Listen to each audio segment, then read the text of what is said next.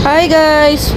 Ngayon pala guys, dahil Sunday ngayon, pupunta ulit tayo sa mga Japan surplus guys. Para maghanap ng mga rareness and everything. So ayun, bago ang lahat, syempre magsimba muna tayo sa Manawag Church before anything else. At dumiretso na nga pala kami dun sa Japan surplus dun guys. Malapit lang yan, walking distance lang sa church. Yun o, ang daming pinipili ni Aling Maliit. Yan na nga pala guys yung napili niya. Alam nyo ba kung magkano yan? 100 lang guys, di ba? Tinatawaran ko pa nga ng 80 yan kasi buraot talaga ako. Ayun, pauwi na tayo sa ibang, papunta na pala tayo sa ibang surplusan guys. Sa gilid pala yan guys, papunta sa likod para shortcut, walang traffic. At nagpalamig na rin pala tayo guys. Gusto ko dyan yung melon, favorite ko yun eh.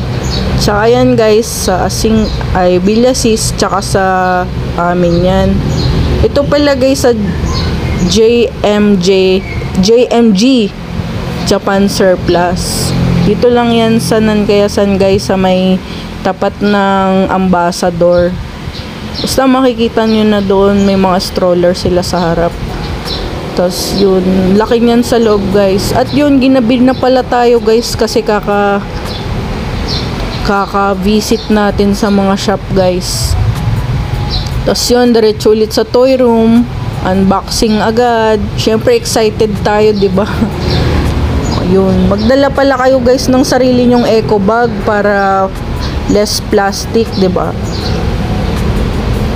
Para tulong na rin sa Mother Earth. Tapos yun guys, ang nabili ko pala sa sarili ko guys, kasi sira na yung sapatos ko, itong sapatos na Adidas. Nagulat nga ako guys kasi 1.5, tapos nung tinanong ko 500 na lang kasi naka-sale. Sale pala guys. Okay na nga, may sale pa, 'di ba? Saan ka pa? Tapos ito yung claw machine guys. Laan nyo kung magkano yan. 350 lang yan guys, pero natawaran ko ng 200 guys, 'di ba? Galit na galit, 'di ba guys?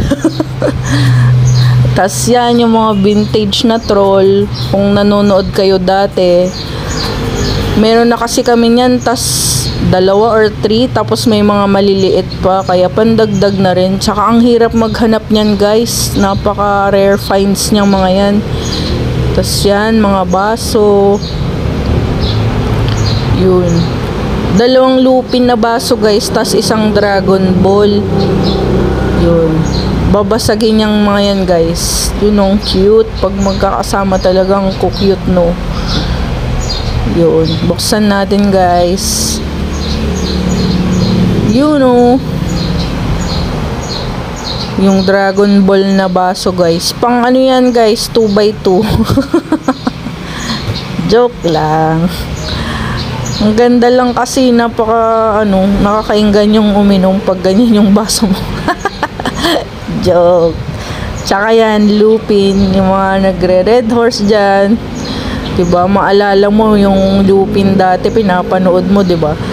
So guys, kung nakita nyo yung tag price, 85 pala yan guys. 85 pesos isa.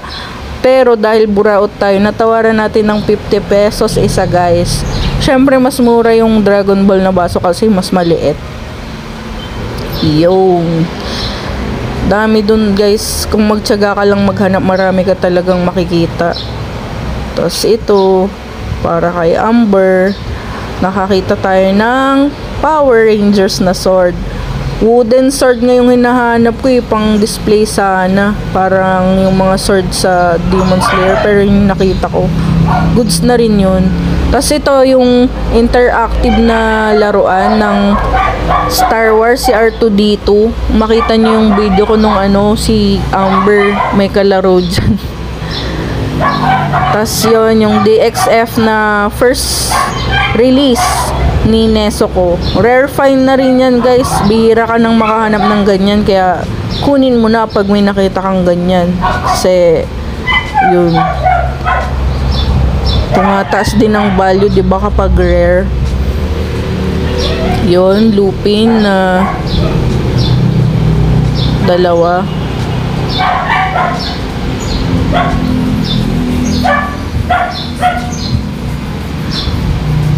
dalawang maliit na lupin. Tas ito yung Honda Dio guys na miniature laruan. Hirap maghanap niyan guys. Si Broly. Mga keychain pala yan guys. Tas yan si Tanjiro yung sa cord ng charger guys. Nilalagay yung sa cord ng charger. Tsaka dyan si Goku. Wala lang silang mga parang yung pang ano na keychain, pero keychain yung mga yan. Tapos ito, kung napapanood nyo dati yung Spooky Kitaro, yan, kamukha niya yung asawa ko. Tapos si Orokodaki ng Demon Slayer, shout out Demon Slayer fans. Tapos yan yung Mercedes Benz na G-Class, yung NX S Honda, tapos yung DeLorean na Back to the Future guys. O diba ang dami. Syempre pag bumili ka, sulitin mo na, damihan mo na, para pag madami, syempre nakabundle, may discount yan. Tapos ito guys, yung mahiwagang kamay na naman, yung batang maliit.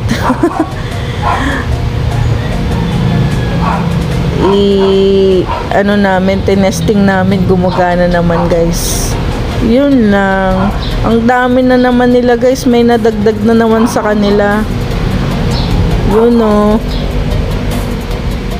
So ulitin, bye bye.